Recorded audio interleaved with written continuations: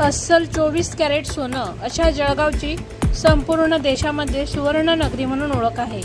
मात्र याच सुवर्ण नगरीत चक्क नकली सोनं देऊन त्या आधारावर बँकेतून कर्ज घेतल्याचा धक्कादायक प्रकार समोर आल्याने खळबळ उडाली आहे। गोल्ड लोनवर लोन देणारी जळगाव शहरातील मनप्पुरम फायनान्स लिमिटेड या बँकेत बनावट सोनं तारण करून पैसे उकळवणारे टोळीचा पर्दाफाश करण्यात जळगाव शहर पोलिसांना यश आले आहे। 4 जणांना पोलिसांनी अटक केली असून या प्रकरणी शहर पोलीस ठाण्यात गुन्हा दाखल करण्यात आला आहे। जोराराम रानूराम बिस्नोई वय 50 राहणार दोडासर तालुका जिल्हा फलौदी राजस्थान हल्ली मुक्काम नशिराबाद तालुका जिल्हा जळगाव।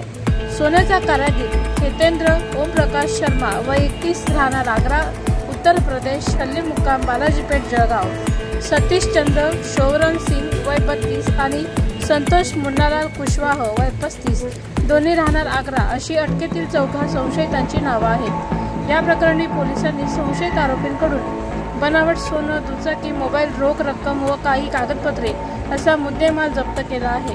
वेगवेगळ्या पत्त्यांचे तसेच नावाचे आधार कार्ड बनवून त्या आधारावर संबंधित संशयितांनी अनेक ठिकाणी अशाच पद्धतीने फसवणूक केल्याची शक्यता पोलिसांनी व्यक्त केली आहे।